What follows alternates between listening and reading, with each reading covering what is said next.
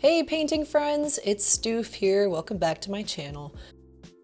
This week I wanted to share this painting with you that I just completed on the easel today. This is titled Calm Sunrise in the Keys. I created this painting using oil paint, and in this video I'm going to show you a time-lapse process from start to finish creating this painting.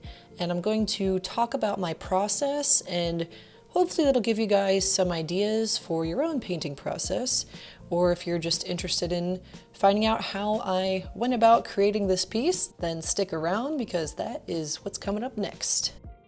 So this is my reference material for this painting. I was in the Florida Keys last year in December. I went out to the beach to watch the sunrise almost every morning, and this was a particularly calm sunrise. The water was really calm, there were some very soft puffy clouds in the sky, so I wanted to paint it, and that's where we are here today. Sketched out concept on my 18-inch by 30-inch canvas. I used the grid method, so if you would like to recreate a painting that looks similar to this one, then you can use the grid method as well by putting this reference photo image up and creating this grid on your canvas if you have a similar ratio to 18 inches by 30 inches. For my colors today, I'm using Dioxazine Purple. This one is Magenta, Titanium White, Burnt Umber. This is a lighter flesh color. This is my turquoise. This is phthalo blue, sap green, yellow ochre, cadmium red light. This is one of my warmer greens. I have like a green gold. This one is chromium oxide green. I have Windsor green and phthalo green there. Cad yellow light, cad yellow deep, Naples yellow. Also have some burnt sienna there, some cobalt blue. This is a color that I made by mixing all the leftover colors on my palette yesterday. This is similar to Naples yellow, just a little warmer. I forget the name of that one and the color peeled off. So these are just my neutral grays and an alizarin crimson. So I have quite a bit of colors today. I have my citrus solvents. This is oil paint, so I have citrus solvent instead of water. The citrus solvent is a paint thinner I use. I have a little palette knife for mixing a couple colors I'm gonna need. And I'm working with some larger brushes at first, other than this guy, just to block in my initial layer of paint here. All right, so here is that finished sketch. Now that I have the painting sketched out, I'm starting to paint in the base layer of paint. I usually work in the layering method, so I'll start with a base layer of paint covering up all of that blank space on the canvas. I start with the things that are the farthest in the background and make my way to the foreground in general. Sometimes I don't perfectly follow that, but that's the general rules that I follow. I'm starting by blocking in the general shapes of the clouds. I started with a sky color in the background with some phthalo blues, phthalo greens, a little bit of Naples yellow as it's getting closer to the horizon line, a little bit of pinks in there. And then I started blocking in those clouds. The clouds have more ultramarine blue, a little bit of phthalo in some spots, some magentas, Naples yellow, portrait pinks, warmer yellows and pinks and purples. And then the bottom part of the clouds are more muted purples and blues. After getting the clouds and that body of water blocked in, the little island in the background there on the left, I started making my way closer to the foreground, just blocking in a mid-tone value for the grasses and the sand.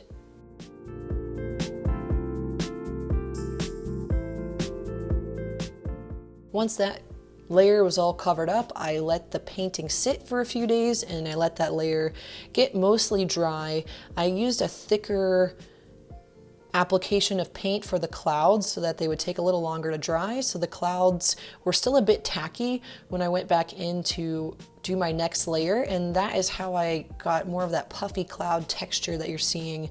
Some of the sky and cloud paint was still a bit wet, so I was able to push that paint around a little bit, and it gave me that tacky texture that just kind of pushed into the canvas and blended just a little bit. That gave those puffy edges of parts of the clouds. Other than that, I just went in with a smaller brush, building up a bit more detail and texture in the clouds. I wanted to get a little bit more depth in the clouds as well, so by playing with the values and the colors a little bit, I was able to make those clouds a little bit more like they're popping out at you and a little bit less flat.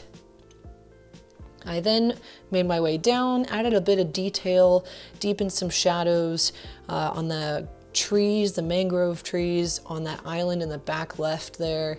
I started to add a little bit more detail to the trees on the back right.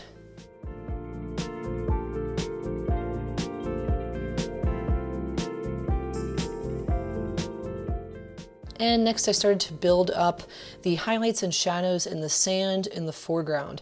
So I'm starting with the sand, and then I start to add more of those blades of grass after getting more of the sand down, because the grass covers up some of the sand. So you constantly need to think about what's going to be covering up something else and try to get whatever's going to be in the background painted first, so you can layer over that with what is going to be in front of it.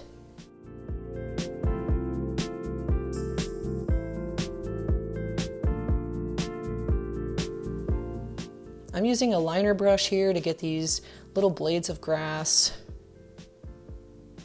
There's a lot of like little seagrass, brown twig-like things all over the sand, and I'll start to add those in now, but I'll get a lot more of that detail added in towards the end. Next, I'm starting to add in some more of the deeper shadows in the grasses. Sap green, a little bit of phthalo green mixed with some alizarin crimson. Also mixing in some browns and ochres to get that muted green for the shadowy part of the grass.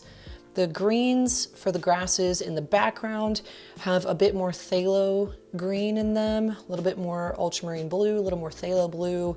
Those grasses are a little farther in the distance, and they don't pick up quite as much of those warm colors that we're seeing closer in the foreground, right where the sun is lighting up those blades of grass right in front of us.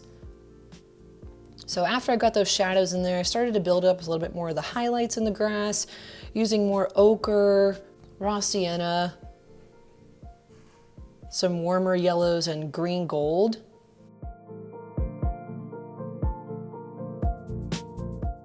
And this is when I decided I think I'm good for this section. Next, I'm ready to go into my third session where I finish the painting. All right, guys, it's been a week and this layer is now dry. I'm going to start to add some more detail to the grasses now, the lower half of the painting. We have similar colors to last time. I have a few more colors in the warm green, warm brown range. I'm going to be mostly using these liner brushes. Now that I'm in my third session here on this painting, I am starting to add more detail to all of the grasses in the foreground. I'm starting with more of the sap greens. There's a little bit of Naples yellow in there, a little bit more of the green golds, some phthalo blue, a little ultramarine blue mixed in, little bits of browns and reds mixed into the grasses as well. As we're moving closer to the foreground, we're definitely getting more of the raw siennas, ochres, warmer colors, magenta mixed in with our sap green, just to build up that warmth where the sunlight is touching the blades of grass. I'm moving all over the place here. I didn't want to get too hyper-focused on one specific section of grass because I didn't want to get one area super detailed and then go somewhere else and then realize the values or the colors were off. So I just kept moving around the whole canvas. Wherever my eye caught attention to a section, I just started adding a little bit more blades of grass and detail there. For getting those blades of grass farther in the distance, I used an angled brush. For the grasses closer to the foreground, I used a liner brush. Next, I started to add a little bit more detail to the water, putting a little bit more Naples yellow and muted purples and pinks right by the shallow shoreline area. There's that brown seagrass lining the shore, so I have that right at the shoreline there. The water getting farther out and farther in the distance has a little bit more phthalo blue, a little bit of turquoise in there mixed with a bit of brown, some titanium white mixed with turquoise and a little bit of phthalo blue, just to get a little bit of highlights on the water where it's rippling just a bit. Using more of those sand colors at the shallow section of the water helps to give it that appearance that the water is very shallow and gently sloping out to more of the blues.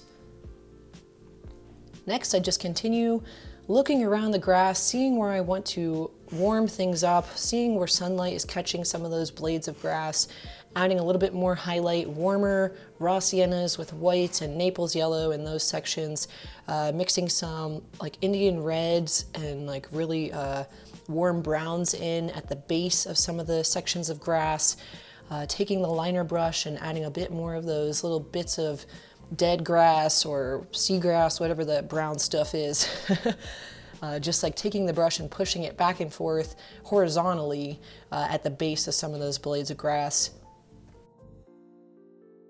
And getting the sand texture is a bit tricky here. So the warm parts of the sand that are illuminated with the sunlight have more portrait pink, Naples yellow, titanium white, warmer pinks and yellows. And then the shadowy sections of the sand have more magenta, phthalo blue, ultramarine blue, a little bit of brown, just to calm that down a bit. And you can mix a little bit of Naples yellow and stuff like that into your shadows as well if you want to tone that vibrancy down. And for the sand, it's not a perfect smooth texture, so I'm taking the brush and I'm thickly applying that paint in like dabs almost, so that it gets a little bit more of that sandy texture and doesn't look too smooth.